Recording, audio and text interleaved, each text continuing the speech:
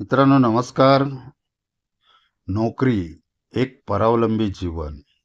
नोकरी या शब्दाचा अर्थ आहे कुणाच्या तरी अधिकाराखाली केलेले काम व कार्य, याला नोकरी असे म्हणतात.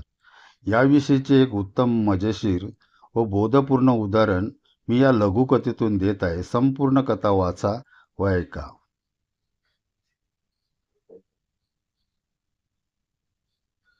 एका मोठ्या शहरामध्ये प्राण्यांची बाग होती. बागेतील व्यवस्थापनाने पेपरमध्ये जाहिरात दिली की बागेतील ऑफिसमध्ये एक क्लर्कची जागा भरणे आहे. ही जाहिरात वाचून शहरातील बऱ्याच तरुणांनी अर्ज केले. त्या एका जागेसाठी 1000 अर्ज आले. त्यापैकी एकालाच क्लर्क पदासाठी निवडण्यात आले. त्या उमेदवाराला बोलावून मॅनेजर वर्क ऑर्डर देणार इतक्यात बागेत काम करणारा शिपाई धावत ऑफिसमध्ये आला व मॅनेजरला म्हणाला, सर, ही जागा भरू नका. त्यावर मॅनेजर म्हणाला, का? तर तो शिपाई म्हणाला, सर, बागेतील गोरीला माकड मेले आहे आणि माकड मेले म्हटल्यानंतर आता बागेत कोण येणार व बागेचे इन्कम कसे होणार? आणि जर इन्कम होणार नसेल तर याला पगार कसा देणार? त्यामुळे ही जागा भरू नका. जोपर्यंत नवीन गोरीला माकड बागेत येत नाही तोपर्यंत याला नोकरी देऊ नका. हे ऐकून त्या तरुणाने मॅनेजरचे पाय धरले व म्हणाला, सर, माझ्या तोंडात आलेला घास काढून घेऊ नका. पडेल ते काम करेन, पण मला नोकरी द्या. असे गयावया करू लागला. मॅनेजरच्या डोक्यात एक भन्नाट आयडिया सुचली व तो त्या तरुणाला म्हणाला, ठीक आहे, माझे पाय सोड.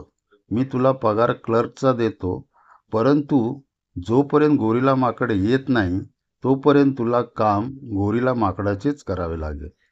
तरुणाने जराही विचार न करता म्हणाला, पगार क्लर्कचा आहे ना, मग गोरीला तर गोरीला. मी तयार आहे. असे म्हटल्यानंतर दुसऱ्या दिवसापासून तो युवक नोकरीवर यायला लागला.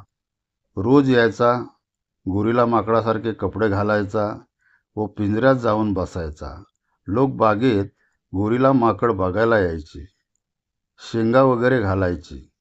हा गडी खुशीत मनात म्हणाला, मजा आहे, पगार पण चालू आहे व डेली अलाउन्स पण चालू आहे.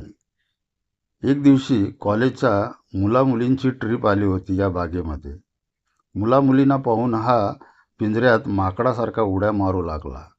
उड्या मारता मारता बाजूच्या वाघाच्या पिंजऱ्यात जाऊन पडला. आता वाघाच्या पिंजऱ्यात पडल्यामुळे तो आपल्या जीवाला घाबरून मनात म्हणाला, नोकरी गेली तरी चालेल, पण आता जीव वाचला पाहिजे. म्हणून तो जोराजोरात ओरडू लागला, वाचवा, वाचवा. या आरडाओरडीने वाघ जागा झाला व त्याने ह्याचा हात पकडला व त्याच्या कानात म्हणाला, ओरडू नकोस, नाहीतर दोघांचीही नोकरी जाईल. व नंतर कळले, गोरिलाच्या भूमिकेत होते ते MSc झालेले होते व वाघाच्या भूमिकेत जे होते ते BSc झालेले होते. म्हणजे मित्रांनो, यावरून आपल्याला हे कळेल की इतकी शिकलेली मुलं नोकरीसाठी लाचार असतात. म्हणून ह्या कथेचा बोध असा आहे, शिक्षणातून स्वाभिमानी व्हा, काय करायचे ते ठरवा. उद्योगात गेलात तर खूप बरे होईल, मात्र नोकरी करून आयुष्यभर परावलंबी होऊ नका, गुलाम होऊ नका. यातून आपल्याला काय बोध घ्यायचा आहे तर आपण आपल्या समजुतीप्रमाणे घेऊ शकता. तर नमस्कार मित्रांनो, ही बोधकथा आवडली तर कथेला लाईक करा, इतरांना शेअर करा व माझ्या चॅनलला न विसरता सबस्क्राईब करा. धन्यवाद. भेटूया अशाच काही नवीन नवीन व्हिडिओमध्ये. तोपर्यंत मी इथेच थांबतो.